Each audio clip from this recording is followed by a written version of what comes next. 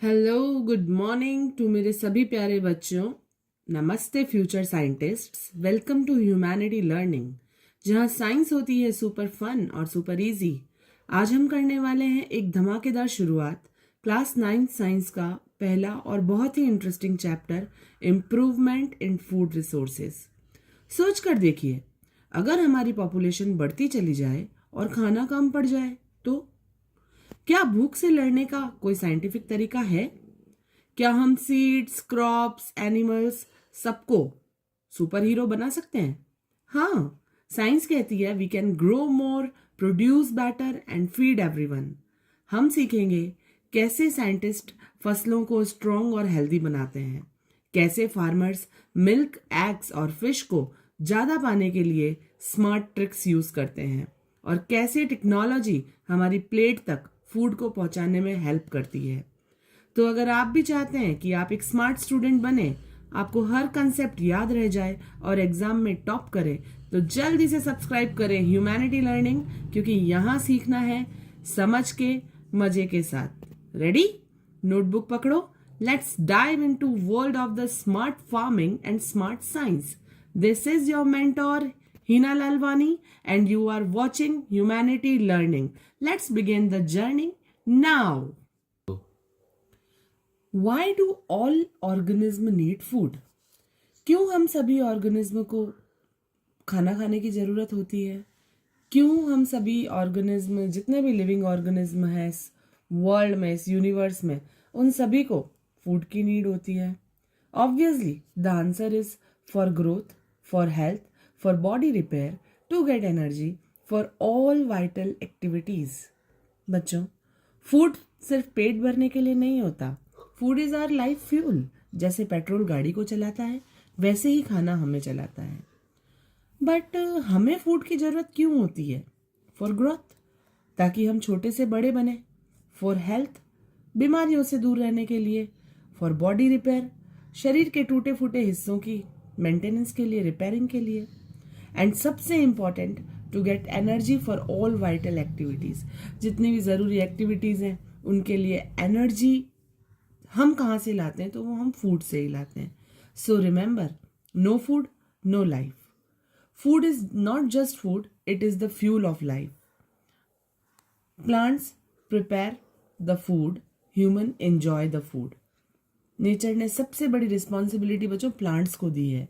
Plants prepare their own food through photosynthesis. ये बात आप सभी को पता है, और हम सब इंजॉय करते हैं that all fruits, vegetables, grains, ये सब चीज़ें हम प्लांट से ही इंजॉय करते हैं। इसीलिए कहा जाता है प्लांट्स प्रोड्यूस, ह्यूमंस कंज्यूम। आते हैं अनदर टॉपिक पर, that is food situation in India. आपको पता ही होगा, और नहीं पता है तो मैं बता देती हूँ कि जो इंडिया है पॉपुलेशन के हिसाब से वर्ल्ड में सेकंड रैंक कंज्यूम करता है। So India is the second largest population country in the world. To feed everyone, India needs lots of food everywhere. इतने सारे लोगों को खाना खिलाना इजी काम थोड़ी ना है। और अगर पॉपुलेशन बढ़ती रही, so we must increase food production from both plants and animals. बच्चों, अगर पॉपुलेशन बढ़ती रही और खाना उतना ही रहा तो फूड शॉर्टेज हो जाएगा, हंगर बढ़ जाएगी। इसीलिए हमें क्या करना पड़ेगा? हमें फूड प्रोडक्शन को इंक्रीज करना पड़ेगा, प्लांट्स के थ्रू भी और एनिमल्स के थ्रू भी। So more people more food needed. अब जितना पॉपुलेशन बढ़ेगी, लोग ज़्यादा होंगे, खाना भी उतना ज़्यादा चाहिएगा। और खाना ज़्यादा चाहने के लिए ऑब्वियसली सी बात है, फार्मिंग रिक्वायर्ड जो है वो बेटर करनी पड़ेगी हमारी। तो इसके लिए हम देखते हैं कि agriculture, that is the main basic and essential activity of human and country's future. So what is agriculture? Agriculture is the growing crops and rearing animals to obtain food is called. So फसलों को उगाना, जानवरों को पालना, rearing animals, it means cattle या जो भी ऐसे एनिमल्स जिनसे हमें कुछ प्रोडक्ट्स प्राप्त होते हैं, उन्हें हम कहते हैं कैटल्स या लाइव स्टॉक एनिमल्स। सो फसलें उगाना, एनिमल्स की रेयरिंग करना और उनसे खाना प्राप्त करना एग्रीकल्चर कहलाता है। किसान, और एग्रीकल्चर में सबसे बड़ा जो रोल प्ले होता है ना, वो होता है फार्मर्स का, किसानों का, क्योंकि किसान सिर्फ फसल ही नहीं उगाता, वो देश को खिलाता है. So farmer is the food hero of India. Agriculture provides food, fibres, raw materials. तो बच्चों, ये जो एग्रीकल्चर है ये सिर्फ खेतों तक ही सीमित नहीं है, केवल ग्रोइंग क्रॉप्स तक ही सीमित नहीं है. Agriculture gives us food, fibres like cotton and jute, raw materials for industries में हम कोई भी ऐसी प्रोडक्ट्स को बनाते हैं तो उन प्रोडक्ट्स को बनाने के लिए हमारे पास जो मटेरियल है वो भी खेतों से ही आता है. यानी जिस जिस चीज से हमारा डेली लाइफ चलता है उसके पीछे एक ही hero, agriculture. So respect for farmers. Now the question is, why do we need to improve agriculture? Obviously because the population is increasing but land is limited and soil is getting weak. हमें agriculture को improve करने की जरूरत है, लेकिन क्यों? क्योंकि बच्चों, पॉपुलेशन बढ़ती जा रही है लेकिन लैंड उतनी ही है. एक प्लेट में दाल बढ़ेगी तो रोटी कम पड़ेगी ना. एंड सॉइल, बार बार उसी लैंड पर, उसी जगह पर, उसी जमीन पर हम खेती करते जा रहे हैं, हम क्रॉप्स ग्रो करते जा रहे हैं, तो सॉइल वीक होती जा रही है. इसीलिए अगर हमें हर इंसान को खाना खिलाना है तो we must improve agriculture. Better farming नहीं, स्मार्ट फार्मिंग चाहिए. And if we want more food, we must improve farming methods. Simple methods. More food चाहिए, advanced farming चाहिए. So what is the new methods? That is better seeds, proper irrigation, crop protection, modern technology. Better seeds, strong crops, ज़्यादा production. अगर seeds, बीज बहुत अच्छे होंगे तो फसलें बहुत स्ट्रांग होंगी और प्रोडक्शन ज़्यादा होगा. प्रॉपर इरिगेशन, सिंचाई अगर अच्छी होगी, फिर चाहे वो ड्रिप सिस्टम हो या स्प्रिंकलर सिस्टम हो, पानी एक बूंद भी वेस्ट ना होकर सीधा फसलों के पास जाना चाहिए. क्रॉप प्रोटेक्शन, इंसेक्ट्स, डिजीजेस से बचाना हमारी फसलों को is a must. Modern technology जैसे machines, drones, apps, farmings, smart farming, ये सारी चीज़ें हम मॉडर्न टेक्नोलॉजी को यूज़ करके अपने प्रोडक्शन को हाई कर सकते हैं. ये सब अपनाओ. फूड प्रोडक्शन हाई तो stress is always low. So sustainable agriculture की बात करें तो using farming methods that protect environment, save resources and fulfil human needs for long time.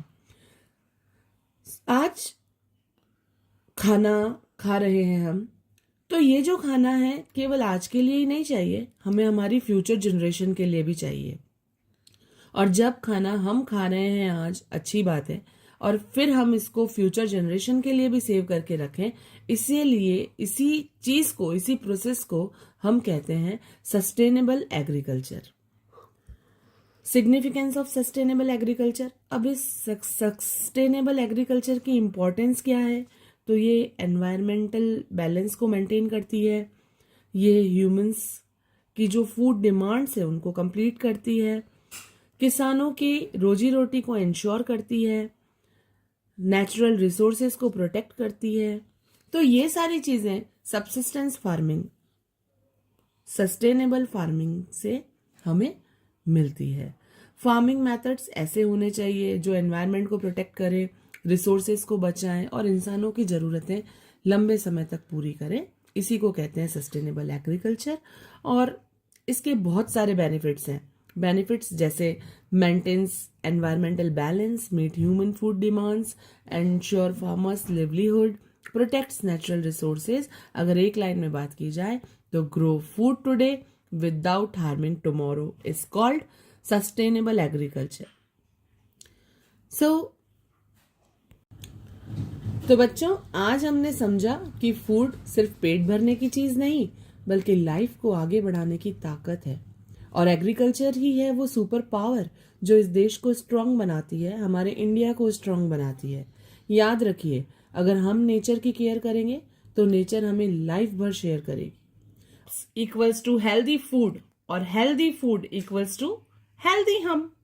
लेकिन क्रॉप्स को हेल्दी कैसे रखें, चलिए जानने चलते हैं हमारे फील्ड्स में।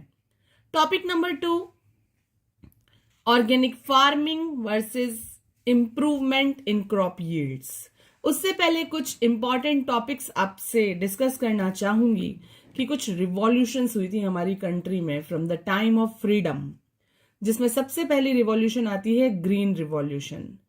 बच्चों, इस रिवॉल्यूशन का जो मीनिंग है, जो मतलब है, वो ये है कि it is the method of increasing the production of food grain. अनाज के दानों के प्रोडक्शन को इंक्रीज करने के लिए जो मेथड गवर्नमेंट द्वारा चलाया गया था, उस मेथड का नाम है ग्रीन रिवॉल्यूशन, जिसे कहते हैं हरित क्रांति। बात करते हैं ब्लू रिवॉल्यूशन की। It is the method of increasing the production of fish.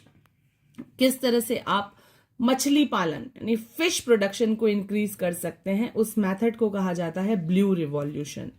White revolution, जो कि रिलेटेड है increasing the production of milk से, दूध और दूध से बने हुए प्रोडक्ट्स, मिल्क और मिल्क से बने हुए प्रोडक्ट्स को, प्रोडक्शन को इंक्रीज करने के लिए जिस रिवॉल्यूशन का नाम लिया जाता है वो है white revolution. And the last yellow revolution, and it is the method of increasing the production of oil. Oil के प्रोडक्शन को इंक्रीज करने के लिए येलो रिवॉल्यूशन को यूज किया जाता है।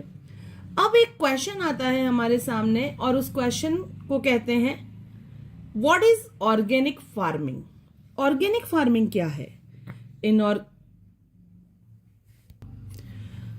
Organic farming no chemical pesticides और fertilizers are used.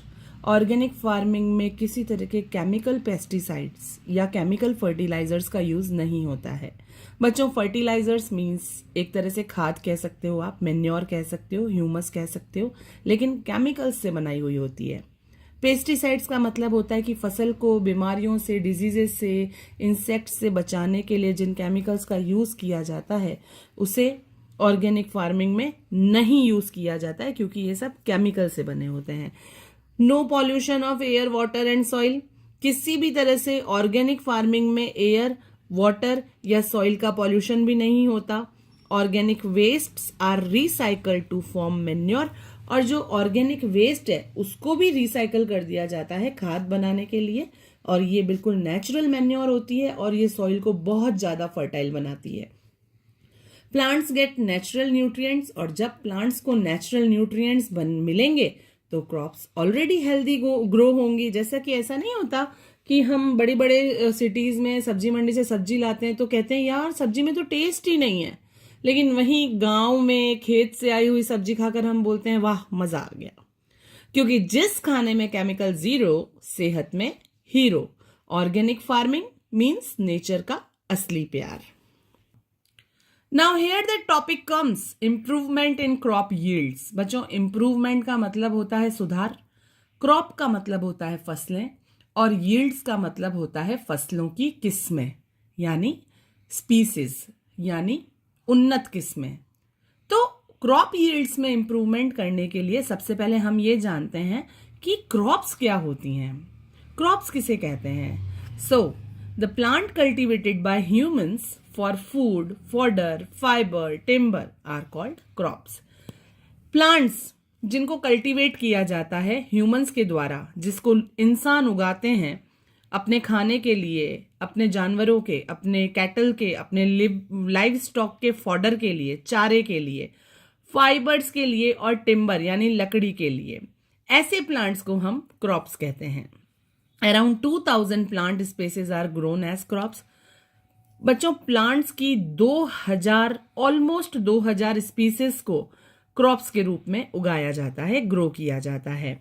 All plants parts are not edible, लेकिन उनमें भी उन प्लांट्स के सारे पार्ट्स खाने लायक नहीं होते हैं।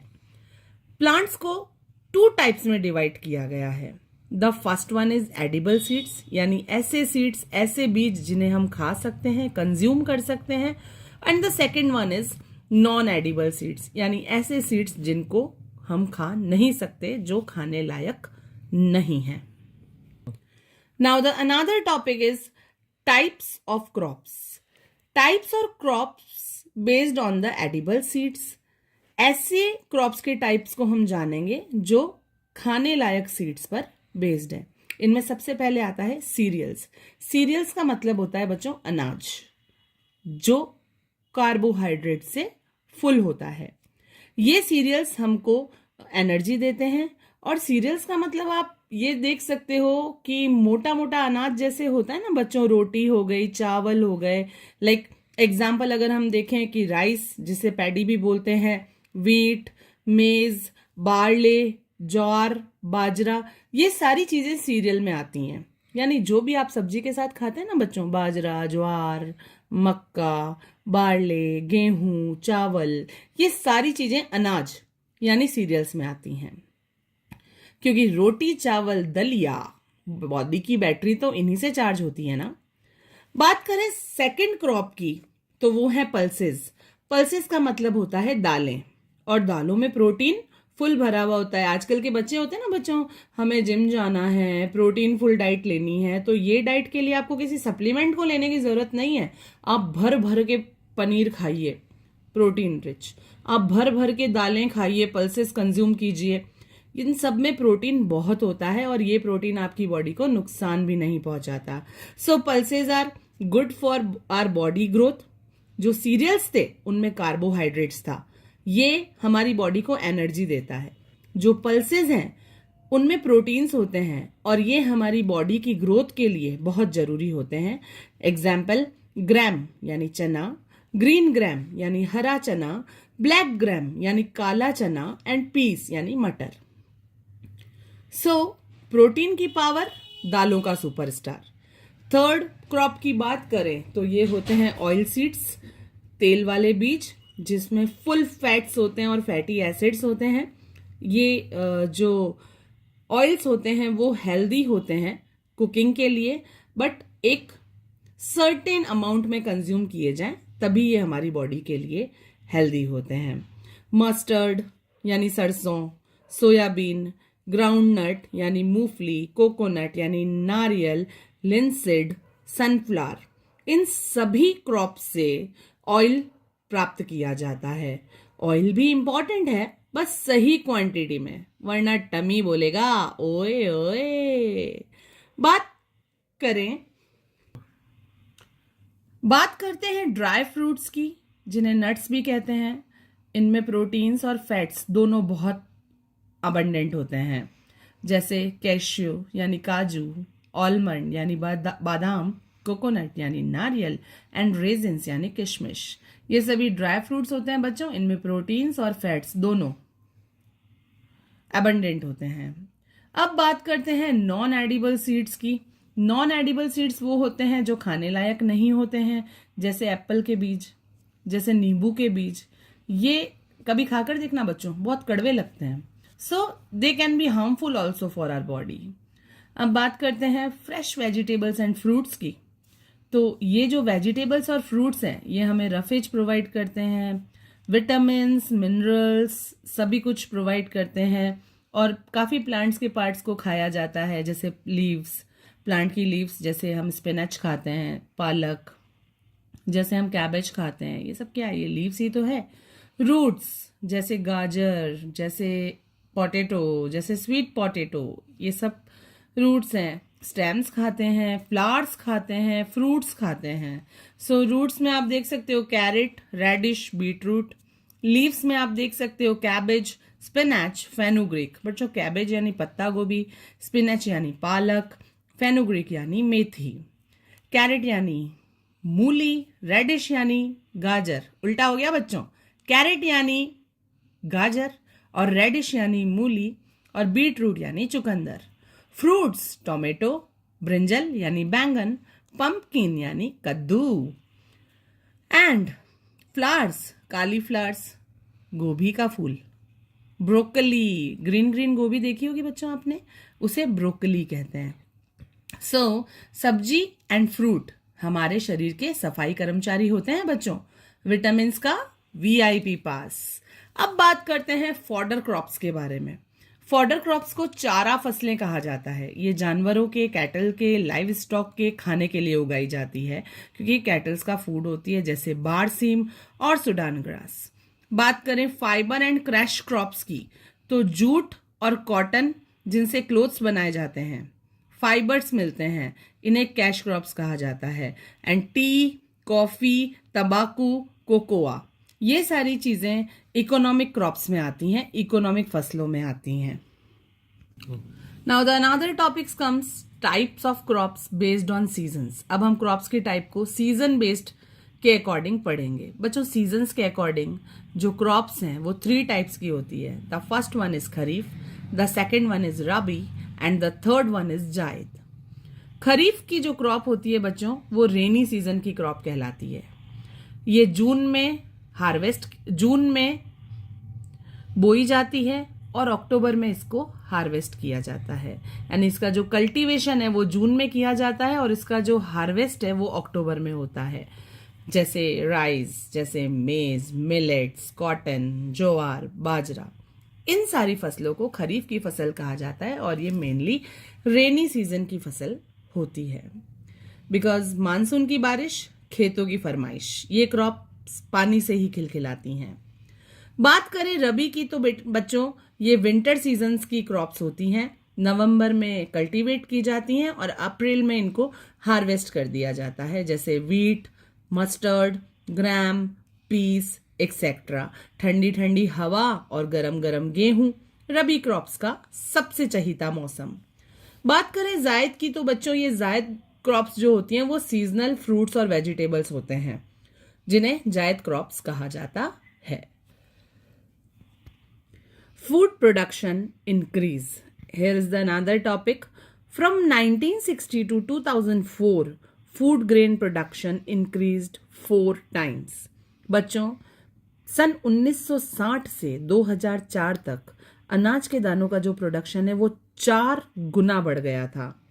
बट कल्टिवेटेबल लैंड इंक्रीज्ड ओनली 25%, लेकिन खेती करने लायक जमीन जो थी वो केवल 25% ही बढ़ी।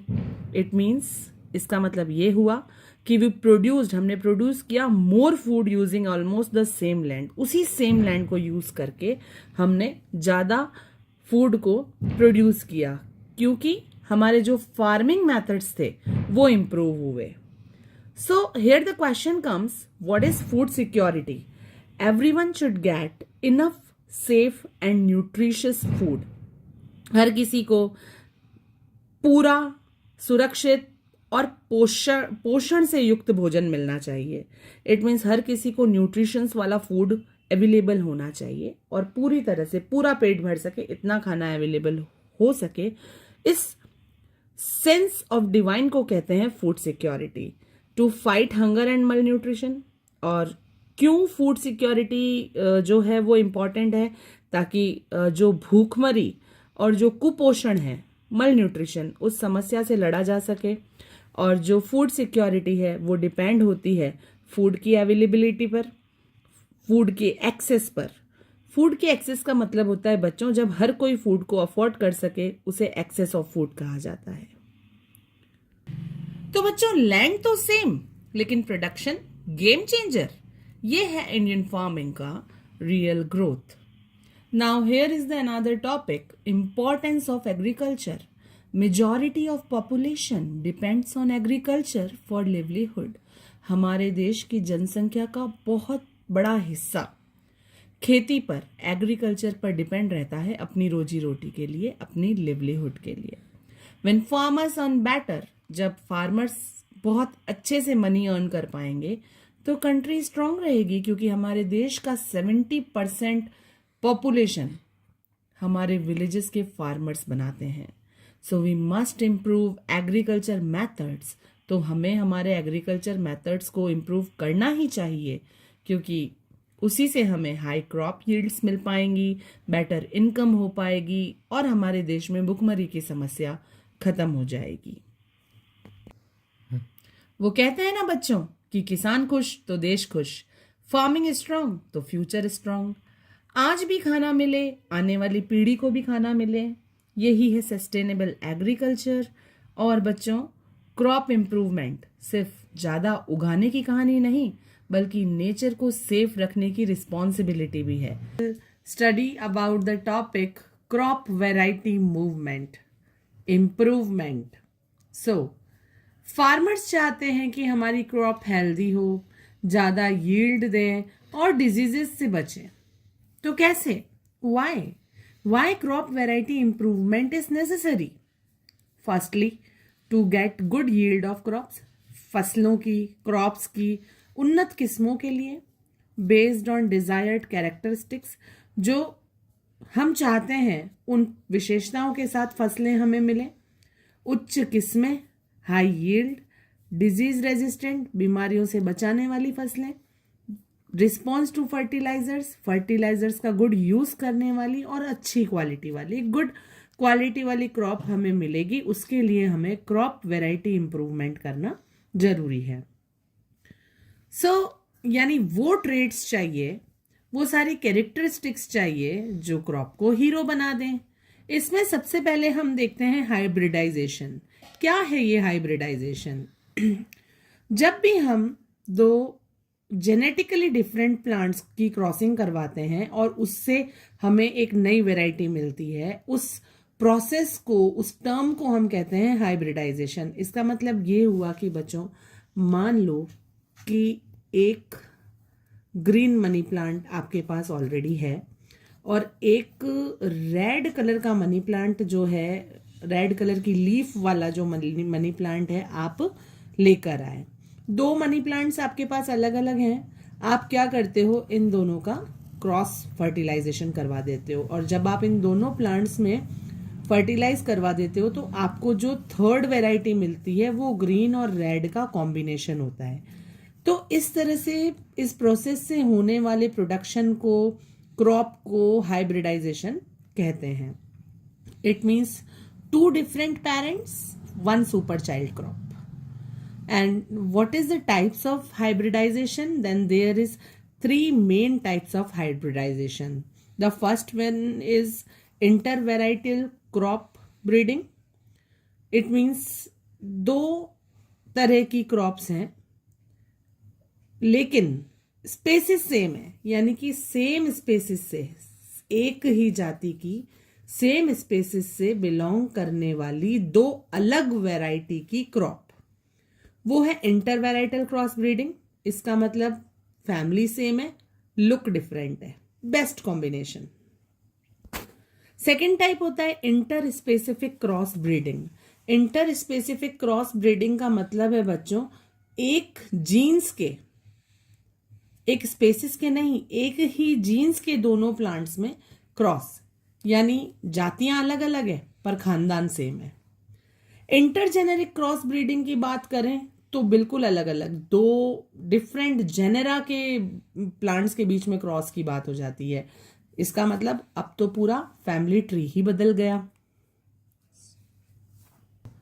Now here is the another topic क्रम, that is factors from crop variety improvement. It means अब हम क्रॉप वेराइटी यानी कि जो फसल की किस्में हैं उनको इम्प्रूवमेंट करने के लिए कौन कौन से फैक्टर्स जरूरी होते हैं इसके बारे में पढ़ेंगे, जिसमें पहला फैक्टर होता है हायर यील्ड. हायर यील्ड का मतलब होता है बच्चों, हर एकड़ पर एकड़ के अकॉर्डिंग क्रॉप का प्रोडक्शन ज्यादा होना. पर एकड़ के अकॉर्डिंग, जमीन का एक नाप होता है एकड़, उस हर एकड़ के अकॉर्डिंग जो क्रॉप का प्रोडक्शन हो वो ज्यादा हो. इसका मतलब जमीन वही हो पर फसल ज्यादा हो. उसके बाद हम बात करते हैं इम्प्रूव्ड क्वालिटी की. इम्प्रूव्ड क्वालिटी की बात करें तो इसका मतलब ये होता है कि क्वालिटी जो क्रॉप पे डिपेंड करे, जितनी बढ़िया क्रॉप की सीड्स, क्रॉप की सिरकमटेंसेस, उतनी ही अच्छी क्वालिटी. जैसे वीट की बेक करने की क्वालिटी, पल्सेस में प्रोटीन कितना है वो क्वालिटी, ऑयल सीड्स में ऑयल की quality, and fruit and veggies में कि कितने टाइम तक चल सकती है, दैट इज गुड प्रिजर्वेशन की क्वालिटी. इट मीन्स अगर क्वालिटी सही तो market value high. Third factor जो है वो है biotic and abiotic resistance. Biotic यानी कि डिजीजेस, क्रॉप में डिजीजेस लगना, इंसेक्ट्स लगना, नेमाटोड्स जो होते हैं कीड़े मकोड़े, उनसे बचना, किस तरह से फसल को बचाया जाए। और अबायोटिक में आ जाता है किसी भी तरह की फेमाइन, जैसे ड्रॉट हो गया, खारापन हो गया पानी का, हीट हो गई, कोल्ड हो गई, बाढ़ आ गई, ये सारी चीज़ें अबायोटिक फैक्टर्स में आती है। इसका मतलब कि जब भी हम अपनी क्रॉप्स को वेदर की मार और जम्स का वार दोनों से रक्षा करते हैं तो हम उन्हें बायोटिक एंड अबायोटिक रेसिस्टेंस देते हैं। बात करें फोर्थ फैक्टर की, तो changes maturity duration, it means फसल कब बड़ी होगी, कब उगेगी। तो क्रॉप को बहुत जल्दी जल्दी ग्रो करना चाहिए और एक साल में ज़्यादा से ज़्यादा फसलें प्राप्त करनी चाहिए, जिससे कॉस्ट भी लेस हो और कटाई भी उनकी आसान हो जाए, जो क्रॉप्स है उसकी हार्वेस्टिंग भी इजी हो जाए। इट मीन्स जल्दी बढ़े, जल्दी कटे, प्रॉफिट डबल। देन बात करते हैं फिफ्थ फैक्टर की, दैट इज वाइडर एडेप्टेबिलिटी। इसका मतलब बच्चों ये है कि क्रॉप जो है वो अलग अलग क्लाइमेट्स में भी अच्छे से ग्रो कर सके।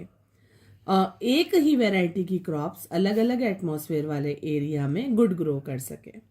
इंडिया बड़ा है तो क्रॉप भी हर जगह चलनी चाहिए। उसके बाद बात करते हैं डिजायरेबल एग्रोनॉमिक कैरेक्टरिस्टिक्स की।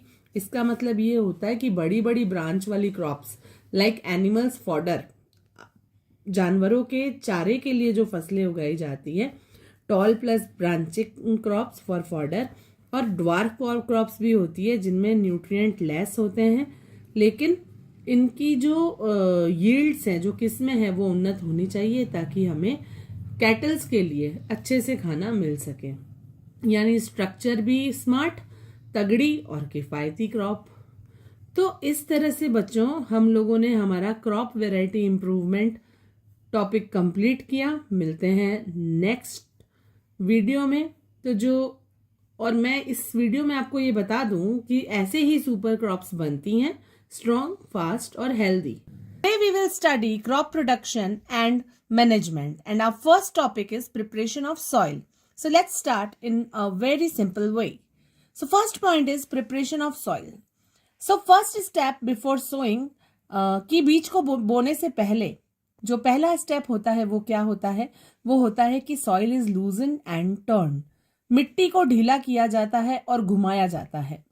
इससे क्या बेनिफिट्स होते हैं? इससे बेनिफिट्स ये होते हैं कि जब मिट्टी ढीली हो जाती है, लूज हो जाती है, टर्न हो जाती है, जो जड़ें हैं वो और ज़्यादा डीप में जाती हैं, बेटर एयर मिलती है, वाटर मिलता है, न्यूट्रिएंट्स मिलते हैं, एंड जो अर्थवॉर्म्स और माइक्रोब्स होते हैं वो न्यूट्रिएंट्स को मिट्टी में मिक्स कर देते हैं। इसके लिए हमें जो टूल्स चाहिए होते हैं वो है प्लो यानी हल, हो यानी कुदाल, कल्टीवेटर यानी ट्रैक्टर। प्लो पार्ट्स, हल के पार्ट्स होते हैं, एक बीम होती है जिससे मिट्टी खोदी जाती है, एक प्लो शेयर होता है जिससे उस बीम को कंट्रोल किया जाता है। टिलिंग मीन्स प्रिपेयरिंग लैंड, और टिलिंग का मतलब होता है लैंड को प्रिपेयर करना। So preparation of soil means getting the soil ready before sowing seeds. Preparation of soil is the first step before sowing, and before putting seeds in the field, soil must be prepared properly. किया क्या जाता है? What is done? I have told clearly that soil is loosened and turned. Here soil is loosened and turned upside down. This process is called plowing or tilling. What is the benefits of loosening the soil? I told already, that is roots grow deeper. When soil is loose, root grow deeper and stronger. Better air, water and nutrients. Like loose soil allows more air, water and nutrients to reach the roots. Earthworms and microbes help. So earthworms and microbes mix nutrient in the soil and increase soil fertility. Now the another topic is that microbes. Microbes क्या करते हैं? Microbes waste को convert कर देते हैं compost में। जो भी वेजिटेबल मैटर होता है, खेती बाड़ी का जो भी बचा हुआ कचरा होता है, उसे ये माइक्रोब्स जो सॉइल में पाए जाते हैं कंपोस्ट में चेंज कर देते हैं। और ये जो माइक्रोब्स होते हैं ये एक नेचुरल फर्टिलाइजर्स होते हैं। So microbes convert waste into compost and compost is the natural fertilizers. Students, microbes are very helpful. They change waste material into compost, and that is why compost is called a natural fertilizer. बच्चों, जो preparation of soil हम करते हैं किसी भी crop को उगाने के लिए, उसमें सबसे पहले माइक्रोब्स बहुत जरूरी होते हैं, क्योंकि ये जो वेस्ट होता है उसको कंपोस्ट में चेंज कर देते हैं। और उसके बाद जो दूसरा पॉइंट आता है वो आता है vermi compost. And vermi compost made using earthworms. Vermi compost कैसे बनता है? अर्थवॉर्म्स को यूज करके बनता है, मिट्टी में पाए जाने वाले कीड़े। Earthworms improve decomposition faster. Earthworm बहुत जल्दी जल्दी डीकम्पोजिशन की प्रोसेस को करता है सॉइल में, और इससे सॉइल न्यूट्रिएंट्स में रिच हो जाती है। And vermi compost is compost made with the help of earthworms and it is very rich in nutrients. Now we will talk about green manure as the criteria of preparation of soil. Green manure क्या होता है? That some crops जैसे सनहैम्स, जैसे डेंचिया are grown, ऐसी जो फसलें होती हैं वो स्पेशली खाद बनाने के लिए ही उगाई जाती हैं।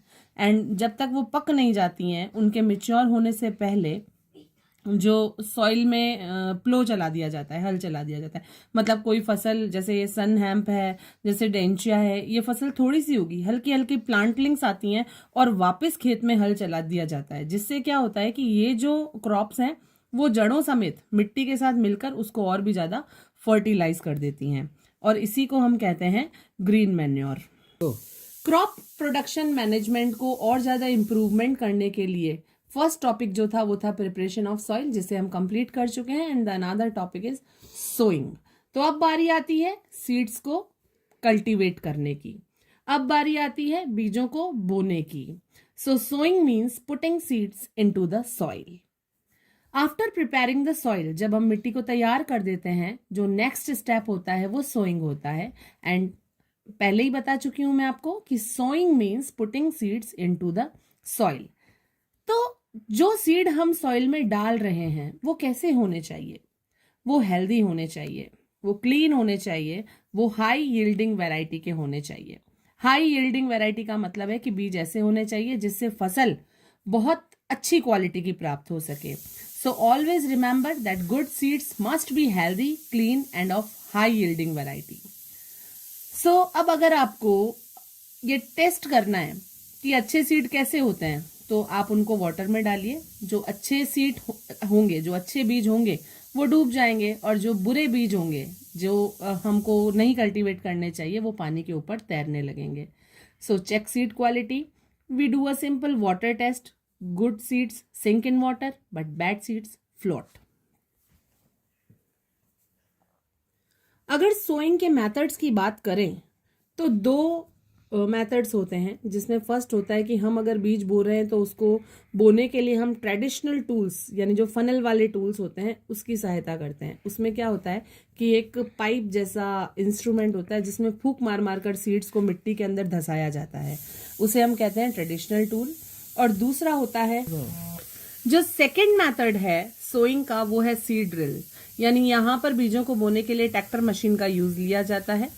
ट्रैक्टर मशीन से सीड ड्रिल करना, बीजों को बोना, इससे बहुत बेनिफिट्स मिलते हैं।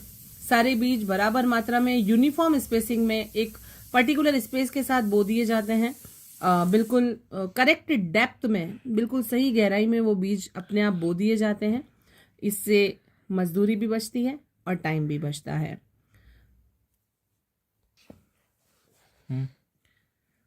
Must be correct depth of seeds.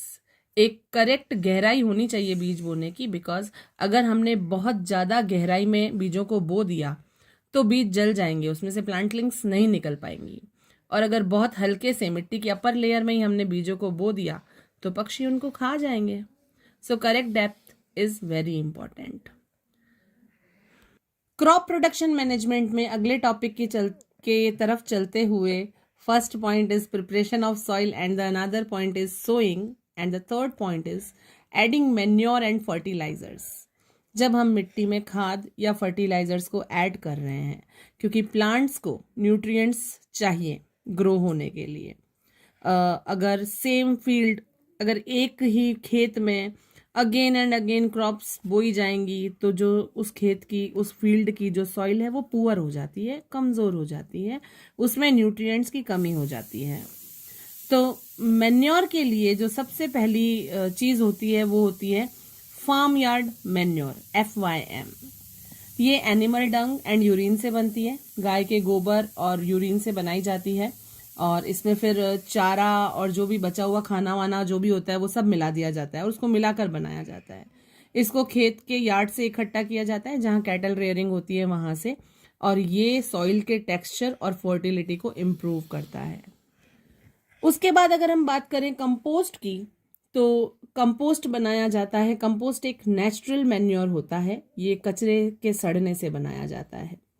Kitchen waste use कर सकते हैं इसमें, वेजिटेबल वेस्ट यूज कर सकते हैं। So it is made by rotting kitchen waste and vegetable waste, and this waste slowly changes into nutrient rich compost. धीरे धीरे ये कचरा जो है वो एक न्यूट्रिएंट से भरी हुई खाद के रूप में बदल जाता है। इस कंपोस्ट में हम ले सकते हैं एनिमल रिमेन्स को, ड्राई लीव्स को, प्लांट रिमेन्स को, और इसके बाद हम बात करते हैं फर्टिलाइजर्स की। सो केमिकल सब्सटेंसेस जो फैक्ट्रीज में मैन्युफैक्चर किए जाते हैं, ये नेचुरल नहीं होता है। अभी तक हमने जितने भी कंपोस्ट, जितने भी मैन्योर, जितने भी फर्टिलाइजर्स के बारे में पढ़ा वो सारे नेचुरल थे, लेकिन जो फर्टिलाइजर्स होते हैं वो केमिकल सब्सटेंसेस होते हैं जिन्हें फैक्ट्रीज में मैन्युफैक्चर किया जाता है, जैसे यूरिया, जैसे NPK, एमोनियम सल्फेट। ये फटाफट से न्यूट्रिएंट्स में फास्ट सप्लाई कर देते हैं। इट मीन्स मिट्टी में न्यूट्रिएंट्स को जल्दी जल्दी लेकर आ जाते हैं, लेकिन इनका एक्सेस यूज, फर्टिलाइजर्स का ज्यादा यूज सॉइल को नुकसान पहुंचा सकता है। Now after preparation of soil, sowing and addition of manure, the fourth topic is irrigation, यानी सिंचाई। इसका मतलब होता है प्लांट्स को पानी देना। पानी की सप्लाई सही टाइम पर प्लांट्स में सिंचाई का काम करती है, और इसके लिए सोर्सेज जो होते हैं वो होते हैं वेल्स यानी कुएं, ट्यूब वेल्स यानी हैंड पंप्स, कैनाल्स यानी नहरें, रिवर्स यानी नदियां, और पॉन्ड्स यानी तालाब। इसमें भी मॉडर्न इरिगेशन मेथड्स की बात करें, आधुनिक सिंचाई के तरीकों की बात करें, तो स्प्रिंकलर सिस्टम जिसे फव्वारा पद्धति के नाम से जाना जाता है, जो सैंडी सॉइल में यूज किया जाता है। इसमें पानी जो है वो बारिश की तरह गिरता है। In the sprinkler system water is spread in the field like rain. It is very useful in Sandy soil. The second method is drip irrigation.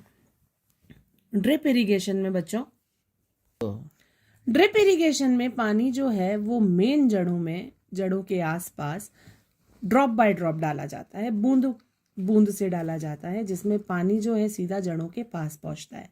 इससे पानी की बचत होती है, ये वाटर सेव करता है।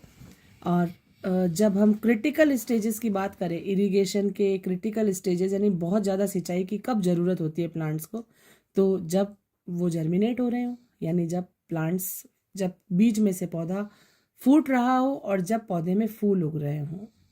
सो that are the critical stages of irrigation. Now the another topic is protection from weeds.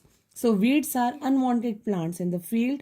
जो weeds होते हैं वो main crops के आसपास कुछ ऐसे useless waste plants उग जाते हैं जिन्हें weeds कहा जाता है, जैसे parthenium, xanthium.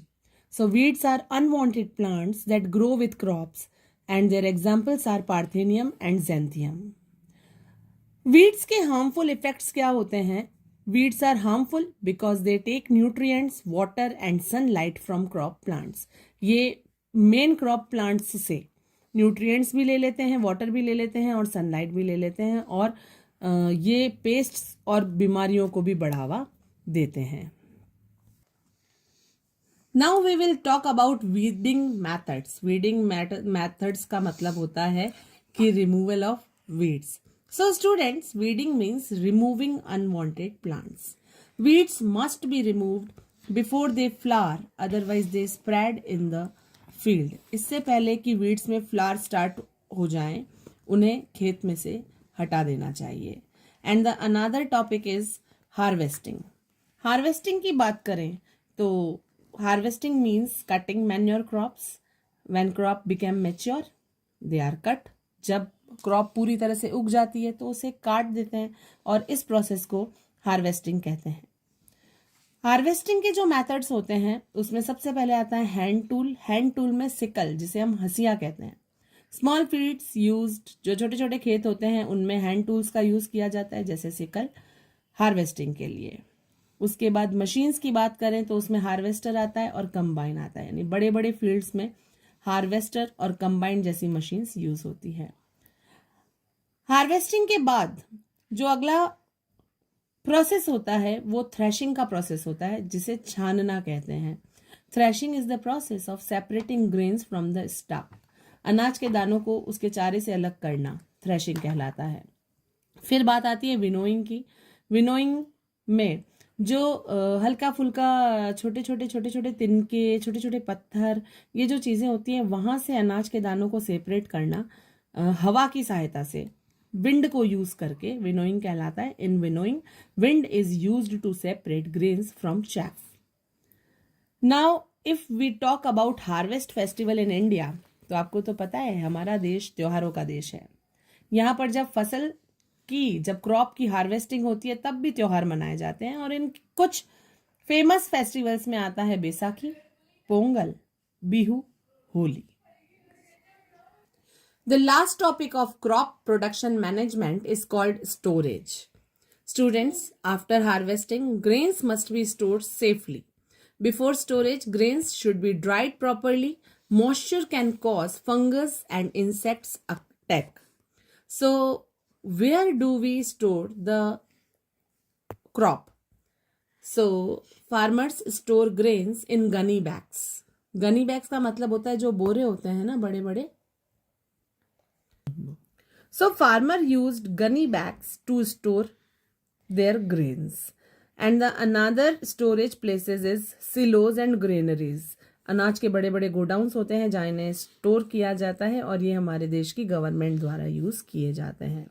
So farmers store grains in gunny bags. Large amount of grains are stored in silos and granaries by the government. This topic tells us how crops are protected from damage.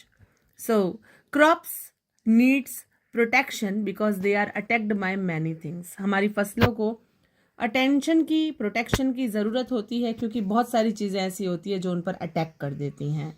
Crops paste के through attacked होती हैं, because paste वो चीज़ें होती है जो crops को destroy कर देते हैं। चीज़ें, व्हाट इज चीज़ें? चीज़ें मीन्स इंसेक्ट्स, छोटे छोटे कीड़े जिन्हें हम पेस्ट कहते हैं, वो क्रॉप्स को डिस्ट्रॉय कर देते हैं। उसके बाद हम बात करें डिजीजेस की, तो क्रॉप्स में कई ऐसी बीमारियां लग जाती हैं जिसकी वजह से पूरी की पूरी क्रॉप्स नष्ट हो जाती हैं, जैसे फंगाई, जैसे बैक्टीरिया और वायरसेस। फिर हम बात करें वीड्स की, जो हम पहले भी पढ़ चुके हैं, that unwanted plants that grow with crops. बात करते हैं प्रोटेक्शन फ्रॉम पेस्ट की। सबसे पहले पेस्ट से कैसे प्रोटेक्शन करें, तो पेस्ट ईट क्रॉप्स, पेस्ट जो होते हैं वो फसल को खा जाते हैं, और जब पेस्ट फसल को खा जाते हैं तो क्या होता है, तो जो क्रॉप यील्ड होती है वो लो हो जाती है, फसल की जो क्वालिटी है वो नीचे हो जाती है, and pest cause low yield. Now what is the methods to control crop damage? तो क्रॉप को डैमेज होने से बचाने के लिए क्या मेथड्स हैं? So the first one is pesticides. Chemicals use किए जाते हैं इन पेस्ट्स को, इन इंसेक्ट्स को किल करने के लिए, जिन्हें हम इंसेक्टिसाइड्स कहते हैं। फंगाइसाइड्स, दैट इज केमिकल जो फंगाई को किल करने के लिए यूज किए जाते हैं, जो फंगल डिजीजेस को कंट्रोल करते हैं। उसके बाद हर्बिसाइड्स एंड वीडीसाइड्स, ऐसे केमिकल्स जो वीड्स को किल करने के लिए यूज किए जाते हैं, जैसे 2,4-D। So using too many chemicals is not good. ज़्यादा केमिकल्स यूज करना भी अच्छी बात नहीं है, because too many chemicals are harmful to the environment and they are also harmful to humans. So children, crops must be protected, but chemicals should be used carefully and in limited amount. The another topic in crop protection management is protection from crop diseases. So children's crops can also get sick just like humans. यानी फसल भी बीमार होती हैं बिल्कुल humans की तरह। Let us see why crops get diseases. चलो देखते हैं कैसे फसलों में बीमारियां होती हैं। So what is the science of crop diseases? तो फसलों में बीमारियां होने के साइंस क्या हैं? How do we know that a crop is diseased? कैसे हमें ये पता चलेगा कि एक फसल में बीमारियां हैं? कुछ कॉमन साइंस होते हैं, जैसे येलो लीव्स का आ जाना, जैसे रॉटन फ्रूट्स, फलों का सड़ जाना, जैसे लीव्स पर स्पॉट्स हो जाना। सो इन क्रॉप डिजीजेस से प्रिवेंशन के लिए we have to learn how to prevent crop diseases. Use disease resistant seed, हमेशा ऐसे बीजों का चुनाव करें जिनमें बीमारियां ना हो। Do proper storage of seeds and grains, बीजों का और अनाज का स्टोरेज जो हो वो प्रॉपर वे में करें। कीप फार्मिंग टूल्स क्लीन, जो खेती करने के जो टूल्स हैं उनको साफ रखें। सो prevention is always better than cure. Now the topic number 3 is post harvest crop protection. कटने के बाद फसल की सुरक्षा कैसे करें? What happens after harvesting the crop? फसल को काटने के बाद क्या होता है? ग्रेन्स को स्टोर किया जाता है। Correct. After harvesting grains must be protected from insects, rats, microbes. And what is the methods of post harvest protection? That farmers use these methods to protect grains. Drying the grains completely, grains को protect करने के लिए पहले अनाज को अच्छे से सुखाया जाता है और grains को metal beans में, लोहे के बड़े बड़े डब्बों में, सिलोज में और ग्रेनरीज में इकट्ठा करके रखा जाता है और फिर इसको बचाने के लिए इसमें भी केमिकल्स और फ्यूमिजेंट्स का ऐड किया जाता है और जिन केमिकल्स को यूज किया जाता है उन्हें ही फ्यूमिजेंट्स कहा जाता है। So childrens, protecting crops before and after harvesting is important. It helps farmer get good quality food and faster yields. So student, today we have learned about the storage of grains, proper drying and safe storage, protect grains from damage. इसी के साथ हमारा crop production management topic पूरा हुआ. Start. Animal husbandry means the scientific management of domestic animal. Animal husbandry का मतलब होता है कि जो पालतू एनिमल्स होते हैं उनका साइंटिफिक मैनेजमेंट, कि उनको किस तरह से रेयर करना, उनको किस तरह से पालना है. इसमें ऐसे एनिमल्स जैसे cows, buffaloes, goats, sheeps, poultry, fish, ये सभी एनिमल्स इंक्लूड होते हैं. So animal husbandry is the science of rearing, feeding, breeding and caring for animals. जानवरों को पालना, उनको खाना खिलाना, ब्रीड करना और उनकी केयर करना. Now the question comes that what does animal husbandry include. Animal husbandry में क्या चीजें इंक्लूड होती हैं? एनिमल्स को पालने का जो साइंटिफिक मैनेजमेंट है उसमें कौन सी 3 इंपॉर्टेंट चीजें होती हैं? तो the first one is feeding, the another one is breeding and the third one is health care. So what about feeding? Feeding, like animals should be given healthy and nutritious food. कि जो animals जिनको हम rare करते हैं उन्हें healthy और nutritious food खिलाएं हम, पोषक तत्वों से भरपूर. Good food helps animal grow well and give more milk, meat और एग्स. अच्छा खाना एनिमल्स को अच्छे से बढ़ने में हेल्प करता है और ज्यादा मिल्क, मीट और एग्स दे सकें, इस तरह से एनिमल्स को तैयार करता है. And that points come into the topic of feeding. बात करें ब्रीडिंग की, तो breeding means producing better quality animals, यानी कि जो एनिमल्स पैदा हो रहे हैं वो बेटर क्वालिटी से हो. गुड ब्रीडिंग से हेल्थ इंप्रूव होती है, स्ट्रेंथ इंप्रूव होती है और प्रोडक्टिविटी इंप्रूव होती है. हेल्थ केयर की बात करें तो animal should be kept clean and disease free. जो जानवर हैं उनको साफ और बीमारी से मुक्त रखा जाए. Regular vaccination and checkups are very important. हर रोज टीकाकरण और जो चेकअप्स हैं वो भी बहुत इंपॉर्टेंट हैं, वो भी देखे जाएं. So the another topic is importance of animal husbandry. क्या इंपॉर्टेंस है एनिमल हस्बेंड्री की? That first one point, that it gives us milk, meat, eggs, wool and it increases farmers' income. It provides employment. It improves food supply. ये सारे के सारे points हमें बताते हैं कि किस तरह से एनिमल हस्बेंड्री इंपॉर्टेंट है. In animal husbandry, we have studied a lots of things. Now we will study about cattle farming. What is cattle farming? Cattle farming is done for, जो कैटल फार्मिंग मतलब होता है बच्चों, जो गाय भैंस हम पालते हैं जिनसे दूध और दूध से बने जो प्रोडक्ट है, मिल्क और मिल्क से बने जो प्रोडक्ट है, वो अचीव होते हैं उन्हें हम कैटल फार्मिंग कहते हैं। कैटल फार्मिंग मिल्क प्रोडक्शन के लिए की जाती है और खेती के काम एग्रीकल्चरल वर्क के लिए की जाती है, जैसे प्लोइंग, इरिगेशन, ट्रांसपोर्ट, इन सब में कैटल का यूज होता है।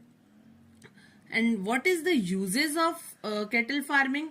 So the uses of cattle farming is very useful for farmers because they gives us milk, they help in plowing field, they are used for irrigation, they help in transport, all that. Now there are two types of cattle. Cattles के दो type होते हैं। First milch animals. Milch animals जिन्हें milk animals भी कहते हैं, ये वो एनिमल होते हैं जो मिल्क देते हैं, जैसे काऊ, बफेलो, एंड इन एनिमल्स को मोस्टली मिल्क प्रोडक्शन के लिए पाला जाता है। फिर बात करते हैं ड्रॉट एनिमल्स की। Draught animals it means work animals. Draught animals वो एनिमल होते हैं जो फार्म वर्क करते हैं, यानी खेतों में काम करते हैं। इनको प्लोइंग, इरिगेशन और ट्रांसपोर्ट के लिए यूज किया जाता है, जैसे बुलक्स यानी बैल। इसी सीरीज में आगे बात करें तो जो इम्पोर्टेंट इंडियन कैटल ब्रीड्स हैं, इंडियन कैटल जो पाए जाते हैं उनकी जो ब्रीड्स हैं, उनमें सबसे बढ़िया कैटल ब्रीड है Sahiwal, red Sindhi and Gir. This breeds are very useful because they give more milk, are resistance to diseases. Now the another topic of feeding of cattle. So what processes are going in feeding of cattle we will study thoroughly. Why proper feeding is necessary? क्यों जानवरों को अच्छे से खिलाना जरूरी है? उनकी good health के लिए, फॉर मोर मिल्क प्रोडक्शन, ज्यादा से ज्यादा दूध मिल सके इसलिए, ग्रोथ के लिए और रिप्रोडक्शन के लिए। टाइप ऑफ कैटल फीड की बात करें तो cattle feed mostly two type के होते हैं। एक होता है रफेज, जिसमें फाइबर बहुत ज्यादा होते हैं, जैसे हे, स्ट्रॉ, ग्रास, ये जितनी भी घास की जो स्पेसेस होती हैं वो रफेज में काउंट होती हैं और ये कैटल फीड के लिए बहुत इंपॉर्टेंट होती हैं। उसके बाद बात करते हैं कंसंट्रेट्स की। प्रोटीन्स में रिच होते हैं, कार्बोहाइड्रेट्स होते हैं, फैट्स होते हैं, जैसे grains, oils, cakes. Now balance diet जो है वो एनिमल्स के लिए बहुत ज्यादा इंपॉर्टेंट है। और अब बात करते हैं ब्रीडिंग ऑफ कैटल के बारे में कि ब्रीडिंग क्या है। ब्रीडिंग मतलब प्रोड्यूसिंग बेटर क्वालिटी एनिमल्स। जो एनिमल्स पैदा हो रहे हैं, जो एनिमल्स जन्म ले रहे हैं, उनकी क्वालिटी बहुत अच्छी हो सके। टू मेथड्स हैं ब्रीडिंग के। एक है natural breeding, natural mating between animals, जिसमें नेचुरल क्रॉस फर्टिलाइजेशन करवाकर एनिमल्स के बीच में ब्रीड को लिया जाता है। सेकंड होता है आर्टिफिशियल इंसेमिनेशन। इसमें आर्टिफिशियली तरीके से कैटल्स की ब्रीडिंग करवाई जाती है। जो हेल्दी मेल होता है एनिमल्स में, उनके सीमेन को लेकर उसे फीमेल में इंजेक्ट कर दिया जाता है। आर्टिफिशियल इंसेमिनेशन हेल्प करता है मिल्क यील्ड को इम्प्रूव करने में, डिजीजेस को कंट्रोल करने में, टाइम और कॉस्ट को सेव करने में। And now the another topic is poultry farming. What is poultry farming? Rearing of birds for eggs and meat is called poultry farming. हम जब बर्ड्स को पालते हैं एग और मीट अचीव करने के लिए, उसे पोल्ट्री फार्मिंग कहते हैं। कॉमन पोल्ट्री बर्ड्स जैसे हैन, डक, टर्की, ये वो कॉमन पोल्ट्री बर्ड्स हैं जिन्हें हम मोस्टली एग रेयर करने के लिए, एग अचीव करने के लिए रेयर करते हैं। पोल्ट्री ब्रीड्स में हम बात करें तो दो तरह की ब्रीड्स होती हैं। एक होती है लेयर्स, जिसे एग प्रोडक्शन के लिए यूज किया जाता है, और दूसरा होता है ब्रॉयलर्स, जिसे मीट प्रोडक्शन के लिए यूज किया जाता है। ब्रॉयलर्स को जो खाना होता है वो बहुत रिच प्रोटीन और विटामिन का चाहिए होता है। फिर हम बात करते हैं पॉइंट नंबर 6, जो है पोल्ट्री केयर एंड डिजीजेस। इन पक्षियों की हम केयर कैसे करें, इन्हें बीमारियों से कैसे बताएं, उसमें हम पढ़ते हैं पोल्ट्री मैनेजमेंट, जिसमें इंक्लूड होता है proper housing, proper feeding, disease control. Common poultry diseases जो है वो है वायरल, बैक्टीरियल और फंगल। वैक्सीनेशन जरूरी है इन सारी बीमारियों से बचने के लिए। Point number 7 that is fish production. Fish important क्यों है? प्रोटीन का रिच सोर्स है, इजीली डाइजेस्ट हो जाती है, फैट बहुत कम होता है। फिशरी के टाइप्स की बात करें तो दो टाइप की फिशेज होती हैं, एक होती हैं मरीन फिशरीज और एक होती हैं इनलैंड फिशरीज। जो मरीन फिशरीज होती हैं वो सी से प्राप्त की जाती हैं, सी से अचीव की जाती हैं, समुद्रों से मिलती हैं, जैसे ट्यूना, सरडाइन। इनलैंड फिशरीज ताजे पानी की झीलों में पाई जाती है, जो पॉन्ड्स, रिवर, लेक्स इन सब से मिलती है। उसके बाद हम बात करते हैं composite fish culture. Composite fish culture में क्या होता है बच्चों, जहां पे एक ही पोंड में अलग अलग वैरायटी की फिशेस को पाला जाता है, जैसे कटला जो सरफेस पे फीड करती हैं पानी के, रोहू जो पानी के मिड में पाई जाती हैं, और मृगल जो पानी के बॉटम में पाई जाती है। ये फिश की यील्ड को इंक्रीज करती हैं। The next topic is bee keeping, यानी मधुमक्खी पालन, जिसे हम एपीकल्चर भी कहते हैं। What is apiculture? Rearing of honey bees, मधुमक्खी को पालना हनी के लिए और उसके वैक्स को यूज करना is called apiculture. Bee keeping से जो प्रोडक्ट मिलते हैं वो है हनी एंड बी वैक्स, और जो इम्पोर्टेंट बी स्पेसीज हैं वो है Apis indica and Apis mellifera. Bee keeping also help in pollination of crops. Crops के पॉलिनेशन में भी बी मधुमक्खी पालन बहुत हेल्प करता है। And the another topic is animal health care. Why animal health is important? Animal की जो हेल्थ है वो इम्पॉर्टेंट क्यों है? क्योंकि हेल्दी एनिमल्स ज्यादा प्रोडक्शन देते हैं, डिजीज रिड्यूस प्रोडक्टिविटी देते हैं, जिनमें बीमारियां नहीं होती हैं, और इनमें होने वाली जो बीमारियां हैं वो इन्फेक्शियस और नॉन इन्फेक्शियस दोनों तरह की होती हैं। इनसे प्रिवेंशन कैसे करें? तो जो एनिमल्स के आसपास की सराउंडिंग है वो क्लीन हो, फूड प्रॉपरली मिले, वैक्सीनेशन अच्छे से हो, एनिमल्स के रेगुलर चेकअप होते रहें, इन सब चीजों का ध्यान हमें एनिमल हेल्थ केयर में रखना होता है। So students, today we have learned about the food resources improvement, किस तरह से फूड रिसोर्सेज में इम्प्रूवमेंट होता है। उसमें हमने crop production, crop protection, yield production, animal husbandry और बहुत सारी चीजों के बारे में पढ़ा। So we understood the good care, proper food and scientific methods help animals stay healthy and give better production. Remember, animal husbandry, crop protection is not just about animals or crops. It is about farmers, livelihood and food security. Revise these points properly because they are very important for exams. If you found this chapter helpful, like the video, share it with your friends. And don't forget to subscribe to the channel. We will meet again in the next video with a new chapter. Till then, keep learning with Humanity Learning and stay curious. Thank you. Bye bye.